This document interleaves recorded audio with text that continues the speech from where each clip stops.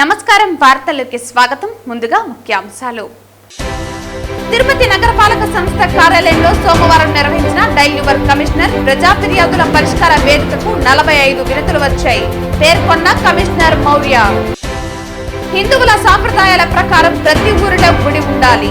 ప్రతి ఒక్కరికి దైవ భక్తితో పాటు సమాజ భక్తి ఉండటం కూడా అవసరం సూచించిన భారత మాజీ ఉపరాష్ట్రపతి వెంకయ్య నాయుడు. సీజనల్ వ్యాధులను కట్టడి చేయడానికి చర్యలు చేపట్టండి. చికిత్స కంటే నివారణే మేలు. ప్రతి శుక్రవారం డ్రై డేని ఖచ్చితంగా పాటించాలి. అంటు వ్యాధులు, సీజనల్ వ్యాధుల వ్యాప్తిపై ప్రజలకు అవగాహన కల్పించాలి. ఎంపీడీఓలు, మున్సిపల్ కమిషనర్ క్షేత్రస్థాయి పర్యటనలు చేసి పారిశుద్ధ్య కార్యక్రమాలను పర్యవేక్షించాలి ఆదేశించిన చిత్తూరు జిల్లా కలెక్టర్ సుమిత్ కుమార్. వార్తల్లోని వివరాలు. తిరుపతి నగరపాలక సంస్థ కార్యాలయంలో సోమవారం నిర్వహించిన డైల్ యువర్ కమిషనర్ ప్రజా ఫిర్యాదుల పరిష్కార వేదికకు 45 వినతులు వచ్చాయని కమిషనర్ మౌర్య తెలిపారు. సోమవారం నగరపాలక సంస్థ కార్యాలయంలో డైల్ యువర్ కమిషనర్ ప్రజా ఫిర్యాదుల పరిష్కార వేదిక కార్యక్రమం నిర్వహించారు. సోమవారం నగరపాలక సంస్థ కార్యాలయంలో డైల్ యువర్ కమిషనర్ ప్రజా ఫిర్యాదుల పరిష్కార వేదిక కార్యక్రమం నిర్వహించారు. ఫోన్ ద్వారా 21 మంది తమ సమస్యలు తెలుపగా 24 మంది నేరుగా వచ్చి వినతులు సమర్పించారు. వార్డులో సమస్యలు పరిష్కరించాలని డిప్యూటీ మేయర్ ముద్ర నారాయణ కోరారు. నగరపాలక సంస్థ రోడ్లలో వాహనాల పార్కింగ్ అరికట్టాలని, గ్రీన్ పార్క్ అపార్ట్మెంట్ వద్ద వ్యర్థాలు తొలగించాలని కార్పొరేటర్ ఎస్కే బాబు కోరారు. సమస్యలను దృష్టికి తెచ్చిన వెంటనే పరిష్కరించేందుకు సిపిఎం నాయకులు కమిషనర్ ని అభినందించారు. భవానీనగర్లోని మురగడు సందు ఆక్రమించి నిర్మాణం చేస్తున్నారని పరిశీలించారని, ఆర్టీసీ బస్టాండ్ సమీపంలో ఉన్న పెద్ద గుంత పూడ్చాలని, చెట్ల కొమ్మలు నరికిన వెంటనే తొలగించాలని, భూగర్భ డ్రైనేజీ కాలువలు ఓవర్ఫ్లో అరికట్టాలని, మసీదు వీధులని చెత్త కుప్పలు తొలగించాలని, లీలామహాల్ నుండి కరకంబాడి మార్గంలో వీధి దీపాలు వెలిగించాలని, గంగమ్మగుడి మార్గంలో కాలువలు ఏర్పాటు చేయాలని, గిరిపురం నందు వేసిన బోరుకు మోటారు బిగించాలని, బైరాగి పట్టెడలో సెట్ బ్యాంక్ లేకుండా జరుగుతున్న నిర్మాణాలపై చర్యలు తీసుకోవాలని, వెంకట్రెడ్డి కాలనీలో పగిలిన పైపులను మరమ్మతులు చేయించాలని కోరారు. ఆయా సమస్యలను విభాగాల వారికి పంపి వెంటనే పరిష్కరించాలని ఆదేశించామని కమిషనర్ తెలిపారు. ఈ కార్యక్రమంలో అదనపు commissioner Charan Tej Reddy, deputy commissioner Amarayya, superintendent engineer Shyam Sundar, municipal ఇంజనీర్లు తులసి కుమార్, గోమతి, రెవెన్యూ అధికారులు సేతు మాధవ్ తదితర అధికారులు పాల్గొన్నారు. చిత్తూరు జిల్లాలో మలేరియా, డెంగ్యూ వంటి సీజనల్ వ్యాధుల వ్యాప్తిని కట్టడికి వైద్య ఆరోగ్య శాఖ, పంచాయతీరాజ్, మున్సిపల్ శాఖల అధికారులు చర్యలు చేపట్టాలని చిత్తూరు జిల్లా కలెక్టర్ సుమిత్ కుమార్ ఆదేశించారు.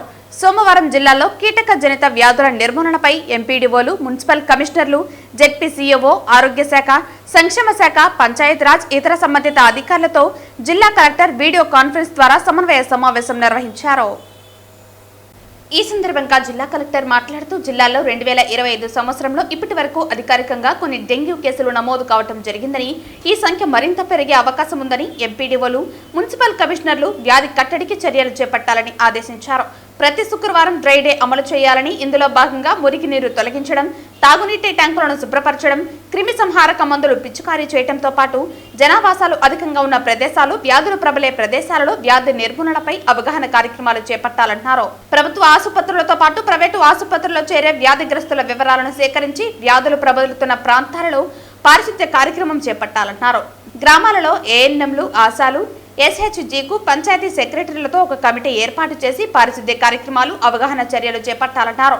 సంక్షేమ శాఖల అధికారులతో సమన్వయం చేసుకుని సంక్షేమ హాస్టళ్ల వద్ద పారిశుద్ధ్య కార్యక్రమాలు చేపట్టాలన్నారు. ఎంపీడీఓలు, మున్సిపల్ కమిషనర్లు క్షేత్రస్థాయిలో పర్యటించి వ్యాధుల నిర్మూలనకు చేపట్టిన చర్యలను నివేదిక రూపంలో సమర్పించాలన్నారు. మేజర్ పంచాయతీలలో కనెక్టింగ్ రోడ్ల వద్ద చెత్త నిల్వలను గమనించి ప్రజాప్రతినిధుల సహాయంతో చెత్తను తొలగించాలని ఎంపీడీఓలను ఆదేశించారు. త్రాగునీటి ట్యాంకులను క్లోరినేషన్ చేసి శుద్ధి చేయాలని, డ్రైనేజీల వద్ద పూడికలు తీయాలని, మురికినీటి నిల్వలను తొలగించాలని, బహిరంగ మలమూత్ర విసర్జన జరగకుండా చూడాలని ఆదేశించారు. వ్యాధులు అధికంగా ప్రబలే ప్రాంతాలను గుర్తించి పారిశుద్ధ్య కార్యక్రమాలు చేపట్టాలని మున్సిపల్ కమిషనర్లను ఆదేశించారు. గత 2 నెలల్లో నమోదైన డెంగ్యూ కేసుల వివరాలను సమర్పించాలని డీసీహెచ్ఎస్ ను ఆదేశించారు. చివరగా ఈ నెల జాతీయ డెంగ్యూ నివారణ మాసం సందర్భంగా కలెక్టర్ గోడ పత్రికలను ఆవిష్కరించారు. ఈ కార్యక్రమంలో జిల్లా వైద్య ఆరోగ్య శాఖ అధికారి డాక్టర్ సుధారాణి, జిల్లా మలేరియా అధికారి వేణుగోపాల్, పంచాయతీరాజ్ శాఖ అధికారి, శిశు సంక్షేమ శాఖ అధికారి, జిల్లా పరిషత్ శాఖ అధికారి తదితర అధికారులు పాల్గొన్నారు. తిరుపతి జిల్లా ఎస్పీ హర్షవర్ధన్ రాజు ఆదేశాలతో అలిపిరి పోలీస్ స్టేషన్ పరిధిలో డ్రోన్ కెమెరాలతో సిబ్బంది ఆకాశ మార్గాన బిట్ నిర్వహించారు.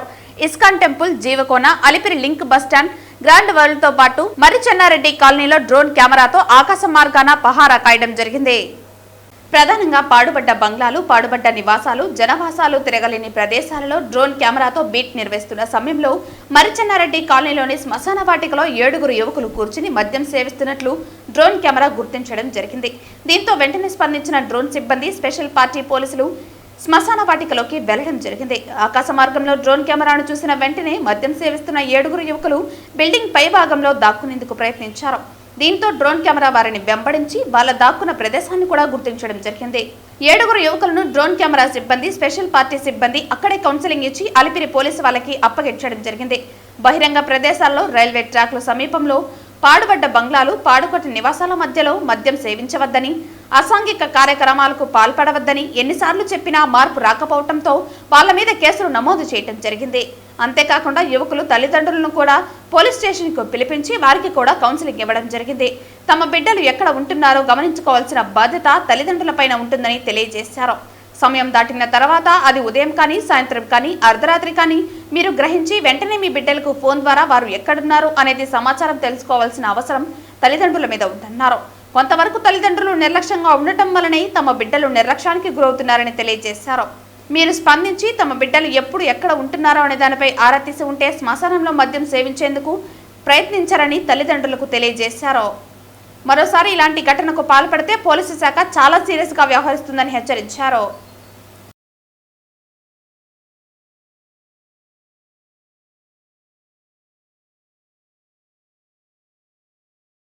ఈ రోజు ఉదయం నైవేద్య విరామ సమయంలో తిరుమల శ్రీవారిని మాజీ ఉపరాష్ట్రపతి వెంకయ్య నాయుడు కుటుంబ సమేతంగా దర్శించుకున్నారు. ఈ రోజు ఉదయం నైవేద్య విరామ సమయంలో ఆయన స్వామివారిని దర్శించుకున్నారు. ఈ సందర్భంగా ఆయనకు ఆలయ మర్యాదలతో టీటీడీ అధికారులు దర్శన ఏర్పాట్లు చేశారు. రంగనాయకుల మండపంలో వేద పండితులు వేద ఆశీర్వచనం అందించి అనంతరం స్వామివారి తీర్థ ప్రసాదాలను అందజేశారు. స్వామివారిని దర్శించుకోవటం చాలా సంతోషంగా ఉందని ఆయన అన్నారు.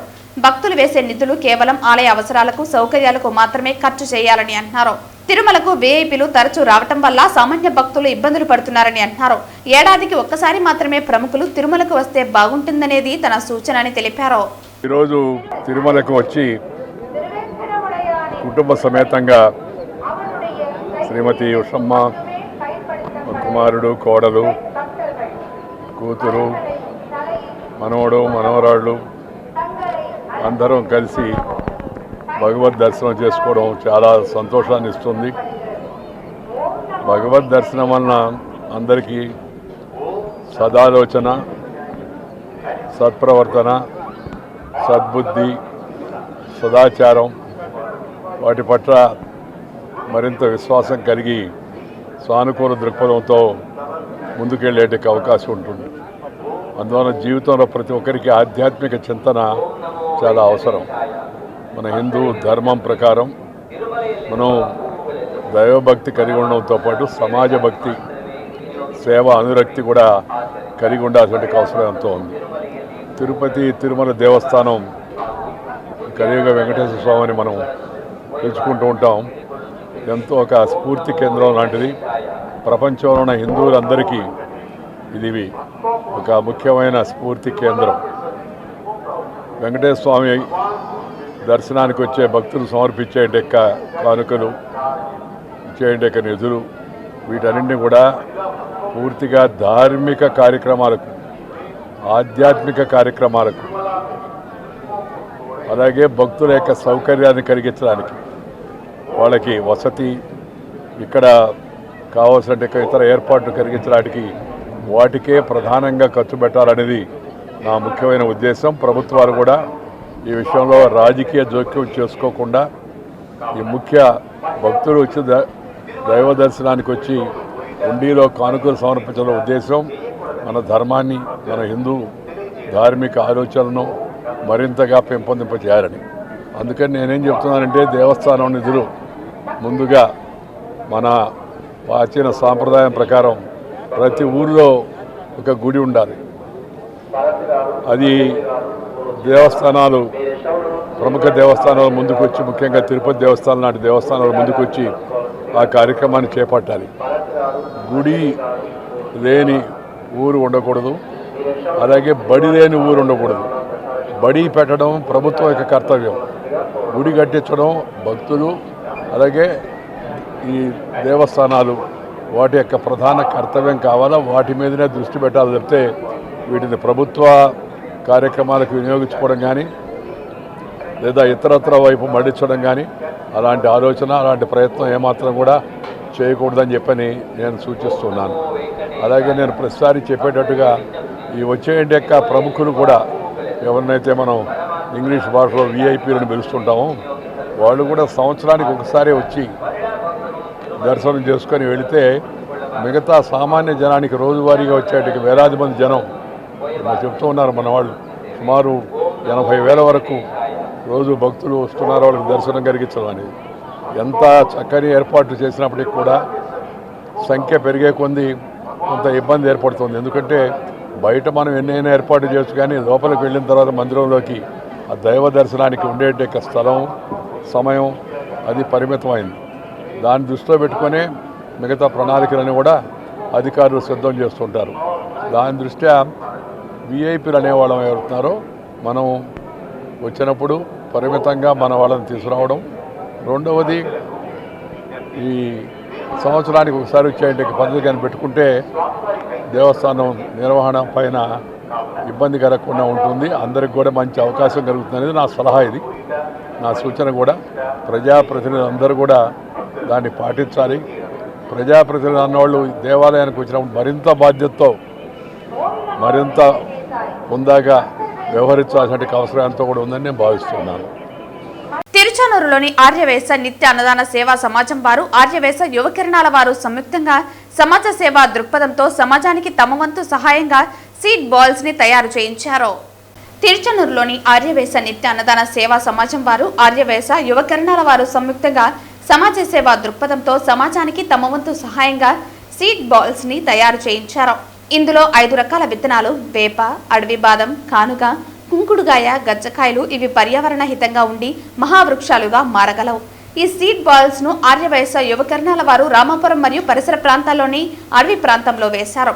వాతావరణం అనుకూలంగా ఉండడంతో త్వరగా విత్తనాలు భూమిలోకి వెళ్లి వృక్షాలను పరివర్తన చెందే అవకాశం ఉందని తెలిపారు. ఈ కార్యక్రమాన్ని ఆర్యవైశ్య ఎన్ఏఎస్ కార్యవర్గం జెండా ఊపి ప్రారంభించగా ఆర్యవైశ్య యువకిరణాల అధ్యక్షులు కళ్యాణ్ ఆధ్వర్యంలో ఈ కార్యక్రమం నిర్వహించారు.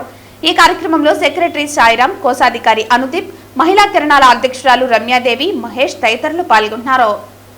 యాక్చువల్గా మేము ఒక నెల రోజుల నుంచి ఆర్యవైశ్య యువకిరణాల తిరుచానూరు తరఫున సమాజానికి ఏదో ఒక సేవ చేయాలనేసి అనుకుంటున్నాము. సో దాంట్లో నుంచి పుట్టిన ఆలోచనే ఈ సీడ్ బాల్ థ్రోయింగ్ అనేది. సో ఇప్పుడు చాలామంది చెప్తూ ఉంటారు మొక్కలు నాటండి, వృక్షోత్ రక్షిత అనేసి, కానీ మాటలు చెప్పేవాళ్ళు కానీ చేతల్లో చూపించే వాళ్ళు ఎవరు లేరు. సో ఈరోజు మేము మా తిరుచానూరు ఆర్యవైశ్య నిత్యానంద సేవా సమాజం తరఫున మా యువ కిరణాలు, మా మహిళా కిరణాలు, మా మేనేజ్మెంట్ కమిటీ సభ్యులు అందరూ కలిసి సో ఈ విత్తనాలు కలిపిన సీడ్ బాల్స్ని సో ఈ అడవిలో చల్లి సో తద్వారా ఈ వర్షాకాలంలో కొన్ని చెట్లు మొలకెత్తాయనే ఆశతో వచ్చామండి. సో ఈ సీడ్ బాల్స్లో 5 రకాల విత్తనాలు మేము కలిపి ఉన్నాము. సో అది ఒకటి వేప, అడవి బాదము, కుంకుడుకాయ, కానగ చెట్టు, అది ఇట్లాంటివి కుంకుడుకాయ. సో ఈ వేరే అంటే ఎటువంటి వాతావరణ పరిస్థితులైనా తట్టుకొని సో మహా వృక్షాలు కాగలవు.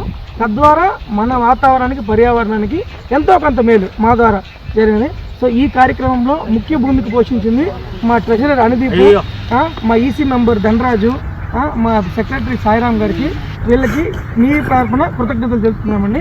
తిరుమల ప్రధాన కళ్యాణకట్ట నందు టీటీడీ కళ్యాణకట్ట నాయి బ్రాహ్మణుల శాశ్వత ఉద్యోగుల సంక్షేమ సంఘం సభ్యులు అవగాహన కార్యక్రమం ఏర్పాటు చేశారు. తిరుమల ప్రధాన కళ్యాణకట్ట మొదలుకొని మినీ కళ్యాణకట్ట వరకు పనిచేస్తున్న క్షురకులకి ప్రస్తుతం తిరుమలకి నిత్యం భక్తుల తాకిడి ఉన్న కారణంగా వచ్చేటువంటి భక్తులతో ఎలా మాట్లాడాలి, ఎలా నడుచుకోవాలి, భక్తుల పట్ల మర్యాదపూర్వకంగా మలుచుకునే విధంగా పలు సూచనలు ఇచ్చారు. పనిచేస్తున్న శాశ్వత ఉద్యోగులు మరియు కేకేటీ సభ్యులందరికీ సంఘం తరపున పనిచేస్తున్న సభ్యులందరిచే ప్రమాణం చేయించడం జరిగింది. కళ్యాణకట్ట యొక్క సంక్షేమం కొరకు, నాయి బ్రాహ్మణుల ఉన్నతి కొరకు ఈ యొక్క కార్యక్రమాన్ని అధ్యక్షులు వెంకట సుబ్బయ్య ఆధ్వర్యంలో చేయడం జరిగిందన్నారు. ఈ కార్యక్రమంలో గౌరవ అధ్యక్షులు వెంకట సుబ్బయ్య, అధ్యక్షులు మురుగన్, ప్రధాన కార్యదర్శులు మునీంద్ర, యువరాజ్ మరియు వర్కింగ్ ప్రెసిడెంట్ మునికుమార్, బాలకృష్ణ మరియు సంఘ సభ్యులు తదితరులు పాల్గొన్నారు. ఓం నమో వెంకటేశాయ. మా డ్యూటీలు మేము సక్కంగా ఏ సమస్యలు లేకుండా పరిశుభ్రంగా యాత్రికుల పట్ల జైవ విభాగంగా మేము వాళ్ళని ఎటువంటి ఇబ్బందులు లేకుండా వాళ్ళకి ఏ సమస్యలు లేకుండా మేము చేస్తాము. యాత్రికుల దగ్గర ఎటువంటి డిమాండ్స్ లేకుండా మేము ఇక మీద నుంచి నడుచుకుంటాము. మా ఉద్యోగము మా సమస్యని మా పై అధికారుల్ని అందరూ మాటలు విని మేము సక్కంగా మా డ్యూటీలు మేము చేసుకుంటాము. పరిశుభ్రంగా మేము ఉండే ఏరియాల్లో సూపర్వైజర్లు కావచ్చు, సూపరింటెండెంట్లు కావచ్చు, అసిస్టెంట్లు కావచ్చు, ఏఈఓ గారు కావచ్చు, డిప్యూఓ గారు కావచ్చు, విజిలెన్స్ వారు కావచ్చు, స్పెషల్ ఆఫీసర్ జేఈఓ గారు కావచ్చు, డిఓ గారు కావచ్చు, వెంకటేశ్వర స్వామి సాక్ష్యంగా ఆ డ్యూటీలు మేము సక్కంగా చేసుకుంటాము. వడమాలపేట మండలం అప్పలాయగుంట దగ్గర గల తెలుగు తల్లి వృద్ధాశ్రమం నందు జాతీయ తల్లిదండ్రుల దినోత్సవం సందర్భంగా వృద్ధులకు ఆర్యవేశ యువజన సంఘం వారిచే వాటర్ హీటర్, పరుపులు పంపిణీ చేశారు. వడమాలపేట మండలం అప్పలాయగుంట దగ్గర గల తెలుగు తల్లి వృద్ధాశ్రమం నందు జాతీయ తల్లిదండ్రుల దినోత్సవం సందర్భంగా తిరుపతికి చెందిన ఆర్యవేశ యువజన సంఘం అధ్యక్షులు పెడబాలే వికాస్ శ్రీ వాసవి చేయూత పేరుతో తెలుగు తల్లి వృద్ధ ఆశ్రమంలో గల వయోవృద్ధులకు వాటర్ హీటర్, పరుపులు, దిండ్లు, దుప్పట్లు, పండ్లు అందజేశారు. ఈ కార్యక్రమంలో వృద్ధాశ్రమ నిర్వాహకులు, ఆర్యవైశ్య యువజన సంఘం సెక్రటరీ సబరేష్, కోశాధికారి దర్శన్, అభిలాష్, వెంకటేష్, ప్రసన్న తదితరులు పాల్గొన్నారు.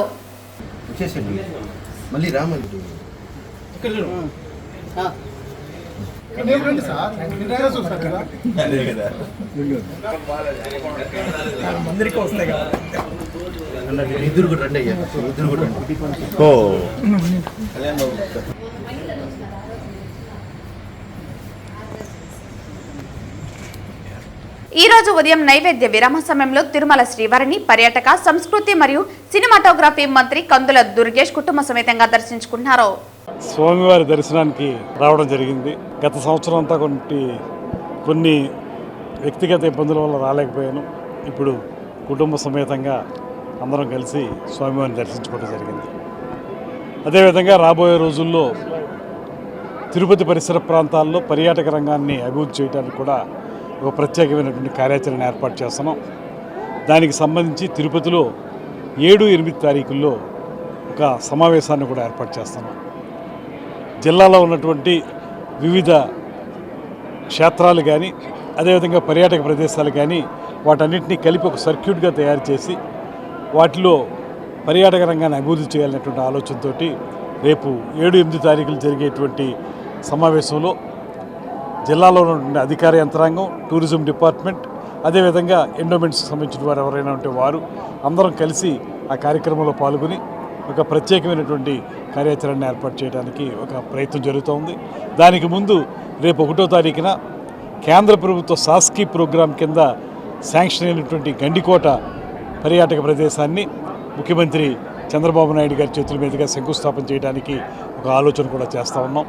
అది కూడా రేపు నిర్ధారణ అవుతుంది. అయిన తర్వాత 1వ తారీఖున ఆ శంకుస్థాపన కార్యక్రమాన్ని చేయటం, అదేవిధంగా హోటల్స్కి సంబంధించిన ఇవాళ తిరుపతి కానీ, వైజాగ్ కానీ ఇతర ప్రాంతాల్లో 5 స్టార్ హోటల్స్ చాలా ముఖ్యమంత్రి గారు, ఉప ముఖ్యమంత్రి గారు ఇచ్చినటువంటి చేదోడు వాదోడుతోటి, ముఖ్యంగా ముఖ్యమంత్రి గారు ఇచ్చినటువంటి ప్రత్యేకమైనటువంటి టూరిజం పాలసీ వల్ల, దీనికి ఇండస్ట్రీ స్టేటస్ ఇవ్వటం వల్ల అనేక మంది హోటల్స్ సంబంధించిన వారు అందరూ కూడా ముందుకు వచ్చి ఇక్కడ ప్రైవేట్ రంగంలో హోటల్స్ ఏర్పరచడానికి ముందుకు వస్తున్నారు.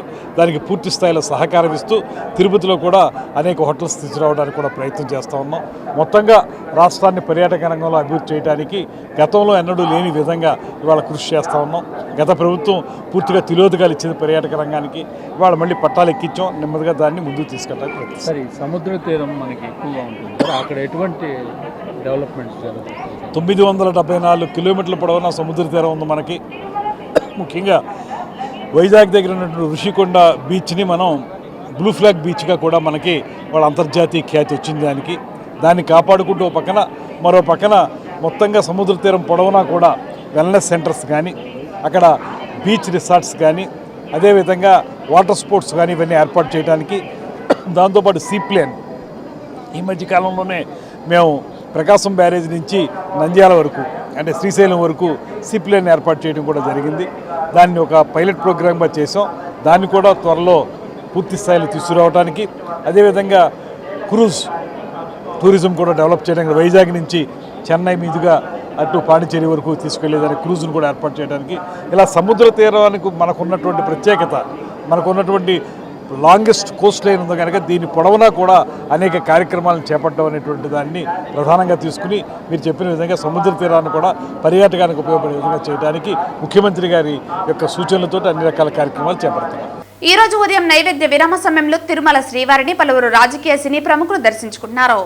ఈ రోజు ఉదయం నైవేద్య విరామ సమయంలో తెలంగాణ ప్రభుత్వ విప్ శ్రీధర్, తెలంగాణ ఎమ్మెల్యే మామిడాల యశస్విని రెడ్డి వేరువేరుగా కుటుంబ సమేతంగా దర్శించుకున్నారు. అలాగే కన్నడ ప్రముఖ హీరో శివరాజ్ కుమార్, తెలుగు దర్శకుడు గోపీచంద్ మలినేని తదితరులు స్వామివారిని దర్శించుకున్న వారిలో ఉన్నారు. ప్రముఖులకు ఆలయ అధికారులు దర్శన ఏర్పాట్లు చేసి అనంతరం స్వామివారి తీర్థ ప్రసాదాలు అందజేశారు.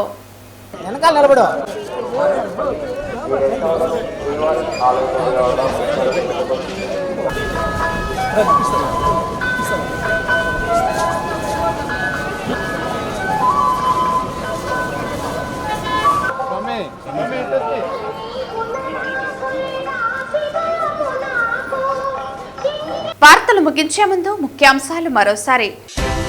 తిరుపతి నగరపాలక సంస్థ కార్యాలయంలో సోమవారం నిర్వహించిన డైల్ యువర్ కమిషనర్ ప్రజా ఫిర్యాదుల పరిష్కార వేదికకు 45 వినతులు వచ్చాయి పేర్కొన్న కమిషనర్ మౌర్య. హిందువుల సాంప్రదాయాల ప్రకారం ప్రతి ఊరిలో గుడి ఉండాలి. ప్రతి ఒక్కరికి దైవ భక్తితో పాటు సమాజ భక్తి ఉండటం కూడా అవసరం సూచించిన భారత మాజీ ఉపరాష్ట్రపతి వెంకయ్య నాయుడు. సీజనల్ వ్యాధులను కట్టడి చేయడానికి చర్యలు చేపట్టండి. చికిత్స కంటే నివారణే మేలు. ప్రతి శుక్రవారం డ్రై డేని ఖచ్చితంగా పాటించాలి. అంటువ్యాధులు, సీజనల్ వ్యాధుల వ్యాప్తిపై ప్రజలకు అవగాహన కల్పించాలి. ఎంపీడీఓలు, మున్సిపల్ కమిషనర్ క్షేత్రస్థాయి పర్యటనలు చేసి పారిశుద్ధ్య కార్యక్రమాలను పర్యవేక్షించాలి ఆదేశించిన చిత్తూరు జిల్లా కలెక్టర్ సుమిత్ కుమార్. ఈ వార్తలు ఇంతటితో సమాప్తం. తిరిగి వార్తల్లో మళ్ళీ కలుద్దాం. అంతవరకు సెలవు. నమస్కారం.